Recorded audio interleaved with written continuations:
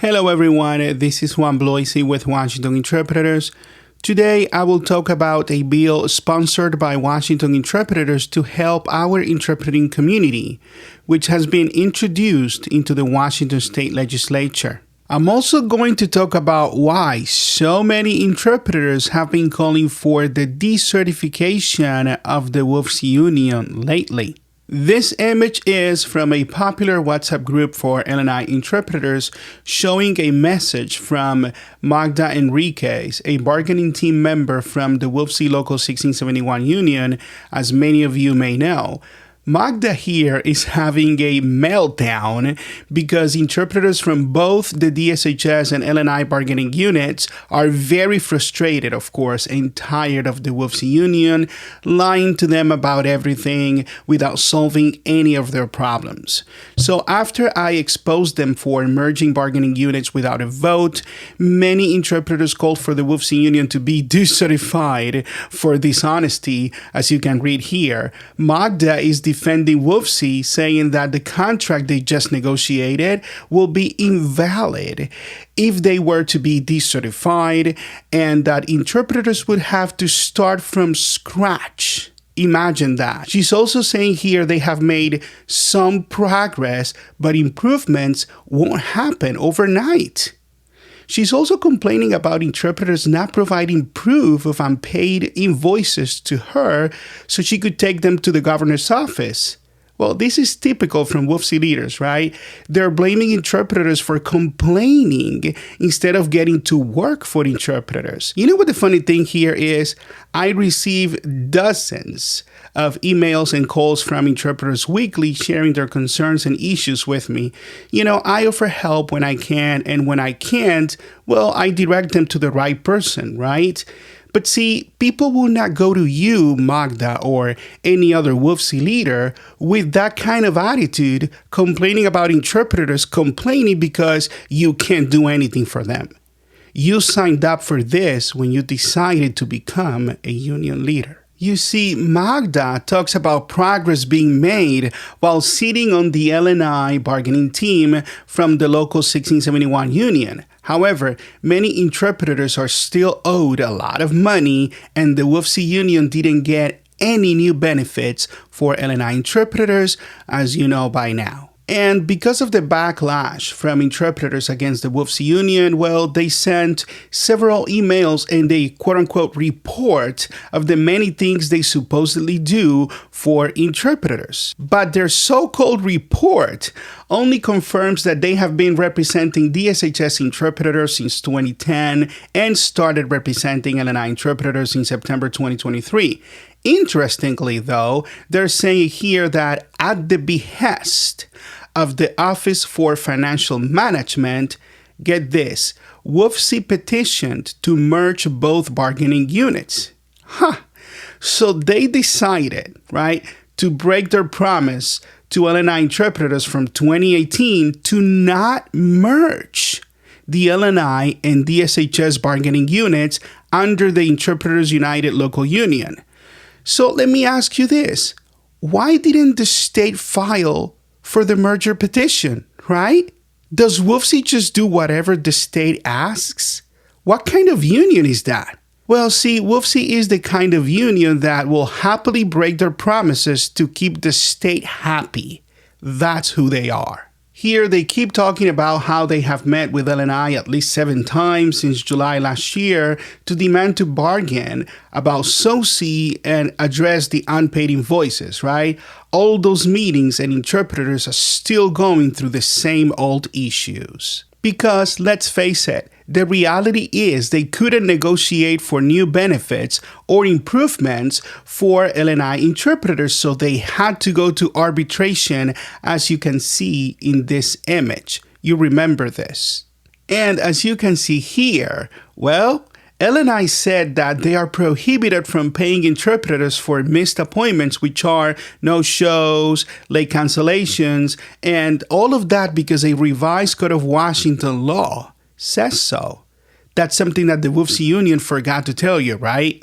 And I want you to pay attention to this. I want you to look at this image right here because L&I was right, because this is what it is right here. Stay with me. Number 5 says right here, L&I or self-insurer will not pay for a missed appointment unless the appointment is for an examination arranged by the department or self-insurer. The WFSE union knew about this law, but they refused to do anything to change it before negotiating with the state.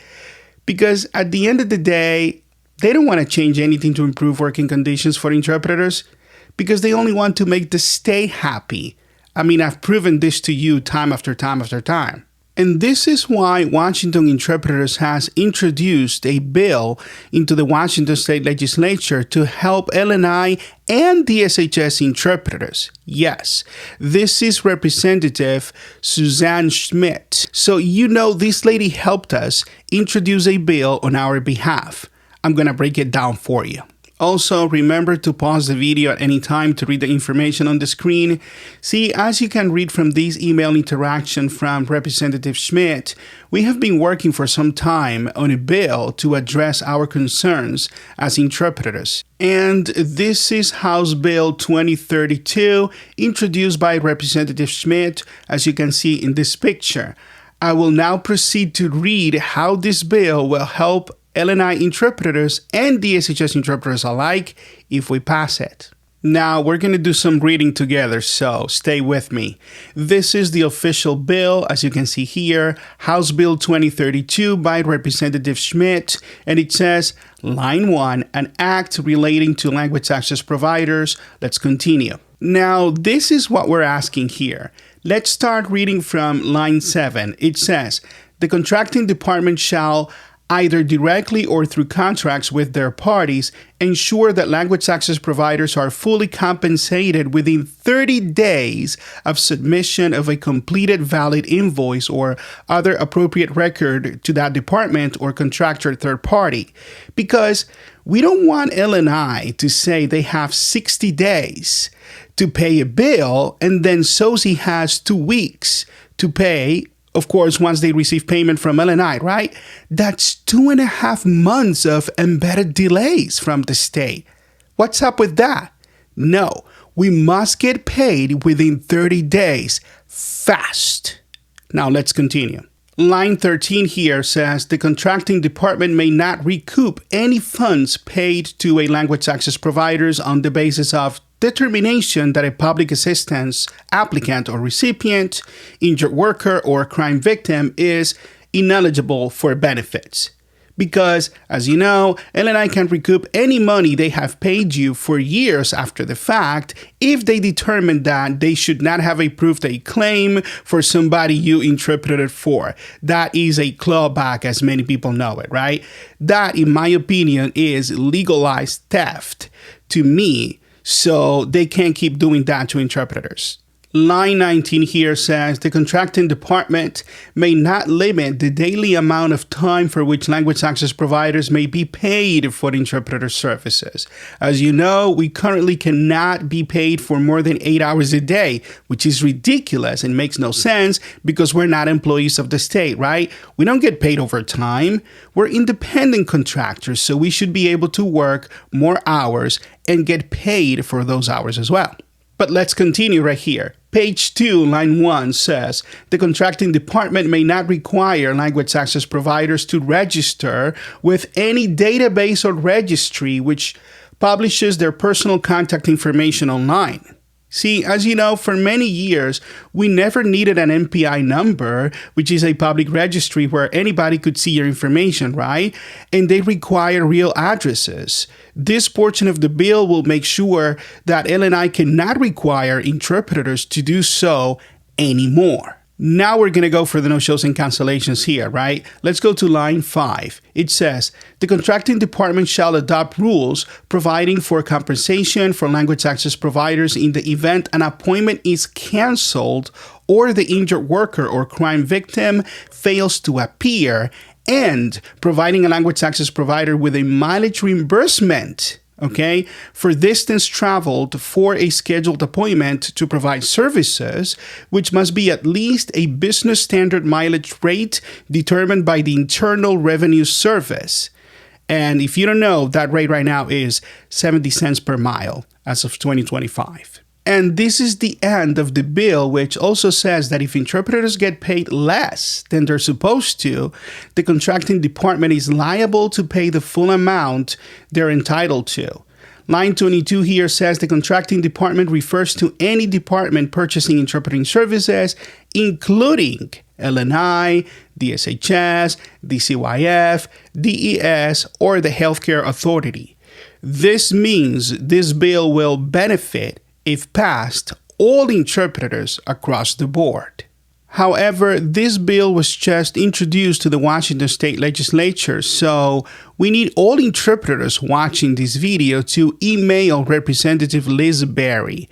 She is the chair of the Labor Committee in the House of Representatives. And also carbon copy Sam Tinsley, which is her legal assistant. When you do so, okay? Let Representative Berry know you want her to give this bill a public hearing so that we can get a vote on it. So we could advance it, right? I want you to let her know that this bill contains basic protections for our interpreting community and that we deserve a public hearing. She has the power to make that happen. All we want to do is to be able to provide for our families while we serve those in need. Make sure you say that when you email her. In closing, I want you to ask yourself this question. Why didn't the WFSE Union introduce a bill addressing all these issues, just like Washington Interpreters did right now, with fewer resources, I might add, right? Well, the WFSE Union has been representing L&I interpreters for 1.5 years now. And they have been representing DSHS interpreters for over 10 years. Now, 2 legislative sessions have come since they have been representing L&I interpreters, but they are more worried about using their political connections to introduce a law requiring interpreters to get fingerprinted by the FBI instead of passing laws to improve your working conditions. The WFSE Union is unfit to represent L&I interpreters, and that's why so many interpreters want them to be decertified. I'll have more for you on that topic very soon. In the meantime, you have the right to opt out of WFSE and stop paying union dues if you are an Interpreters United member. You know we have to get rid of this horrible union. Go to optouttoday.com/WFSE1671 to do so and keep your hard-earned money. See you in the next one.